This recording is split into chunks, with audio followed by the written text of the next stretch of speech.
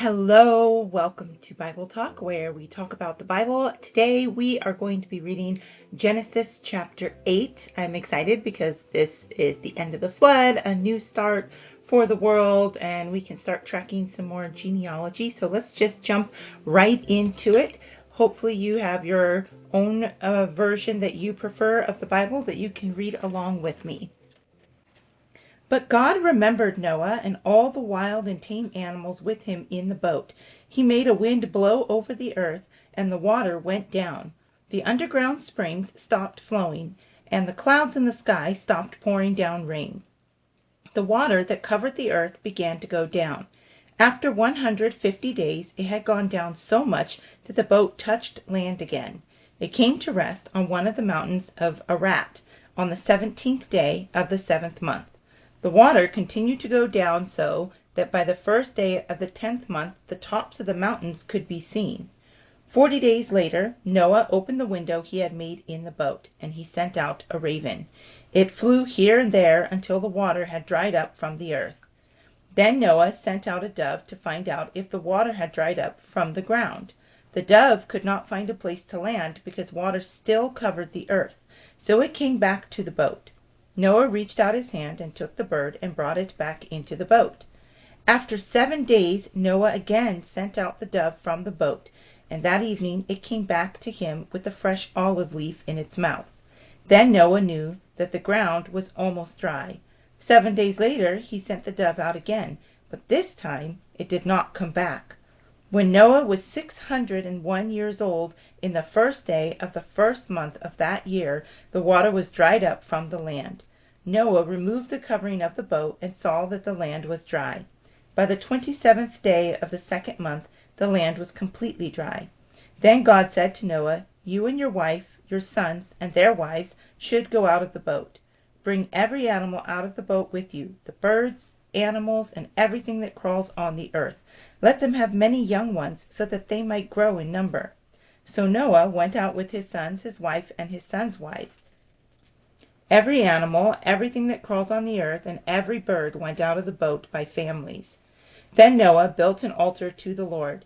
He took some of all the clean birds and animals, and he burned them on the altar as an offering to God. The Lord was pleased with these sacrifices, and said to himself, "I will never again curse the ground because of human beings. Their thoughts are evil when they are young, but I will never again destroy every living thing on earth as I did this time.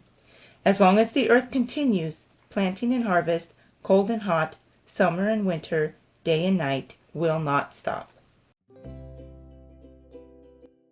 Okay, let's summarize chapter 8.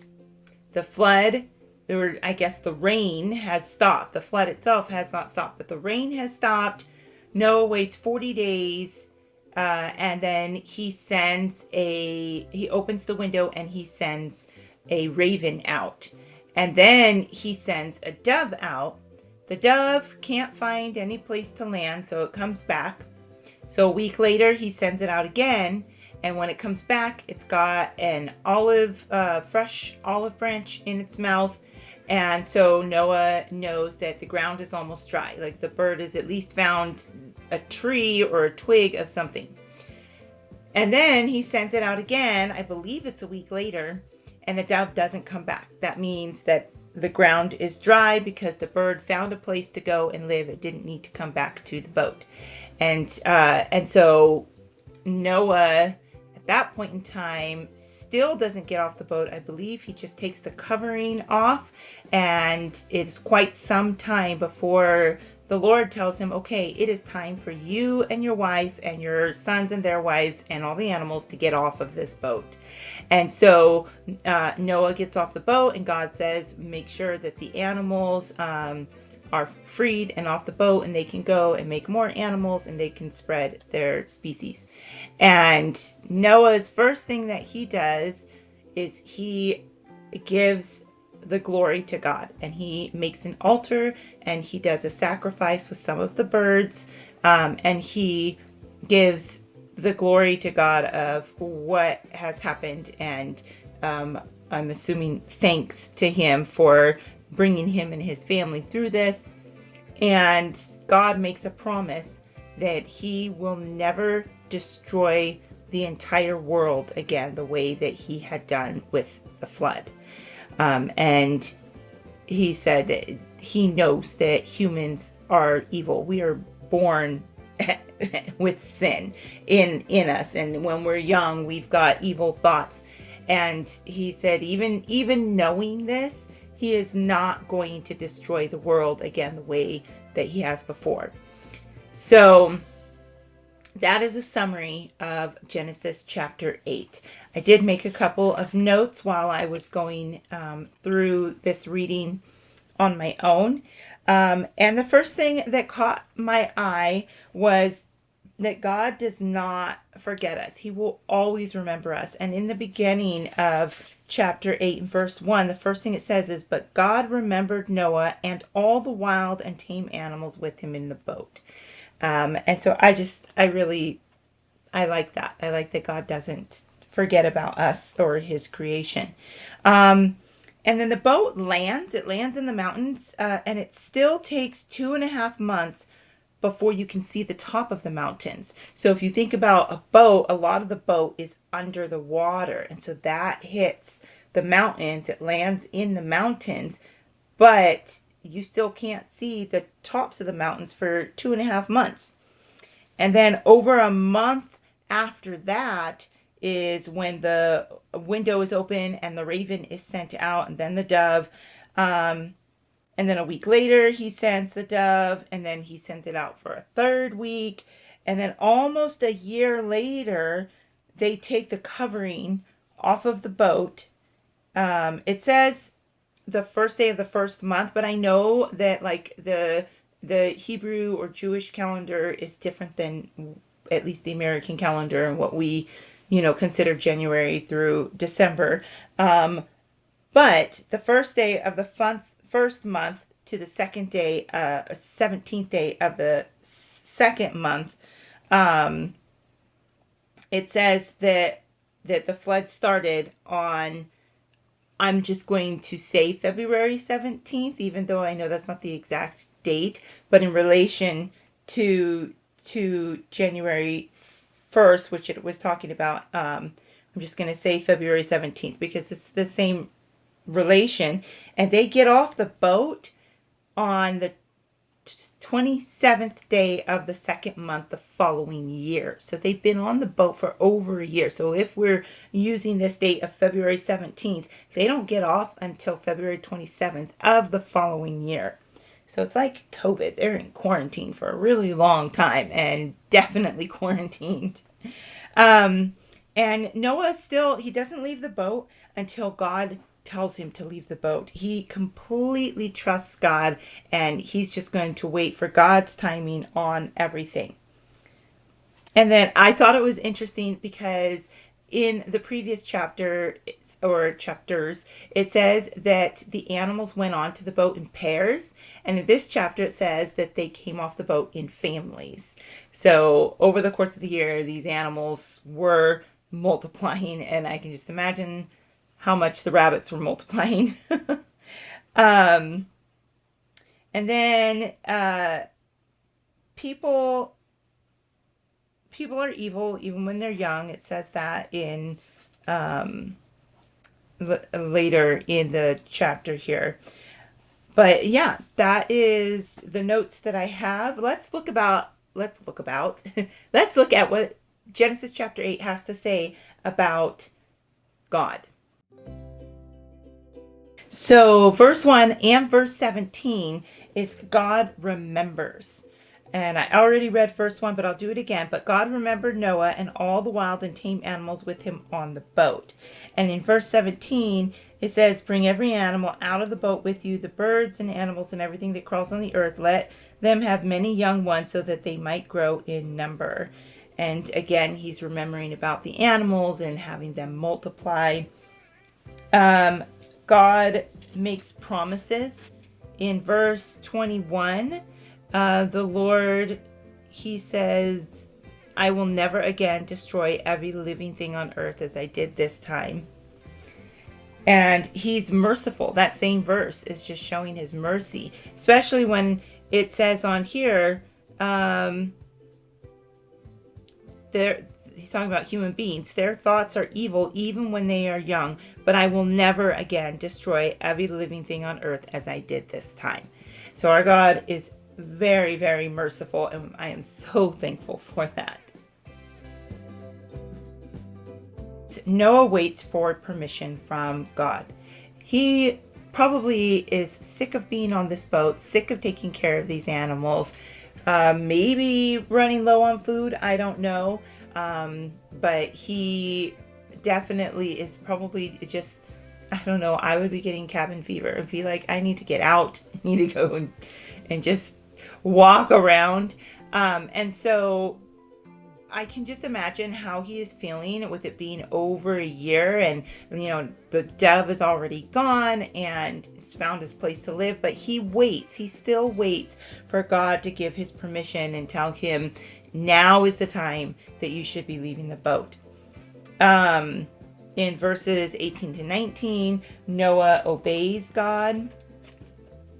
It says in here that the sons of Noah came out of the boat with him. That is chapter 9. So verse 18. So Noah went out with his sons, his wife, and his sons' wives. Every animal, everything that crawls on the earth, and every bird went out of the boat by families. And that's just as the Lord said. He said, you guys need to leave the boat. Noah left the boat. So that is a good example for us, is to obey God. It's just a very simple example that is on there.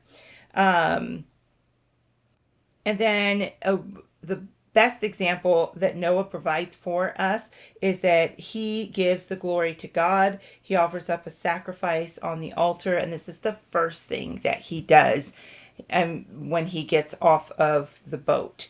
And that's just a great example that we need to make sure that we are giving the glory to God, and that we're not only going to him when it's like a really hard time and the world is evil and the flood is coming, and we're praying that he's going to protect us and he's going to care for us. But when we are brought through something and when we are celebrating, we need to remember, as God remembers us, we need to remember the reason that we were able to be brought through it in the first place. And that is because of God. It is nothing that we did. It is nothing that Noah did to save his family. There was nothing that Noah did to survive the storm. He built the boat to the way that the Lord told him to. The Lord instructed him exactly how to build it and how big. And the Lord instructed him on what to bring onto the boat so that there was family for him and for his food. And even though he used his hands, and I'm assuming he used the help of his sons and the wives, but even though it was human hands that built the boat as instructed by God, God could still have destroyed the boat. He was in charge of everything that is going on. And so just remembering that no matter what, God is in control. God is the one that brings you to where you are at, and giving God that glory and that thanks and just that praise is something that we shouldn't forget in the joyous times in our lives. And unfortunately, that tends to happen just way too often. There are a couple of promises in Genesis chapter 8. Verse 21, there's a promise where he says he's never going to curse the ground again because of human beings. And so I just thought that was interesting that it said because of human beings. So I'm wondering if he will curse the ground for other reasons, but in here it specifically says because of humans he won't curse the ground again. And God will never destroy every living thing again, the way that he had done before with this flood that covered the entire earth. We're not learning anything new in the genealogy here. There's still Noah, his wife, his sons, and their wives. And that's all that we have right now in Genesis chapter 8. We will be seeing more of what happens from his 3 sons. But as of right now, this is where we are at in Genesis chapter 8. Locations that are mentioned in Genesis chapter 8, they talk about the Ararat Mountains, which there was a notation in my Bible that said that is in eastern Turkey area. So that's where the ark lands. That's where the boat lands on the mountains that are there. So I'm assuming that Erat, which is in eastern Turkey, must have lots of mountains. So I did make a little, I don't know if you can see my drawing here with my little mountains here of Turkey over to the east. But I'm a very visual person, so I just have to make little drawings and notes for myself. But that is Genesis chapter 8. We're going to be looking at Genesis chapter 9 tomorrow.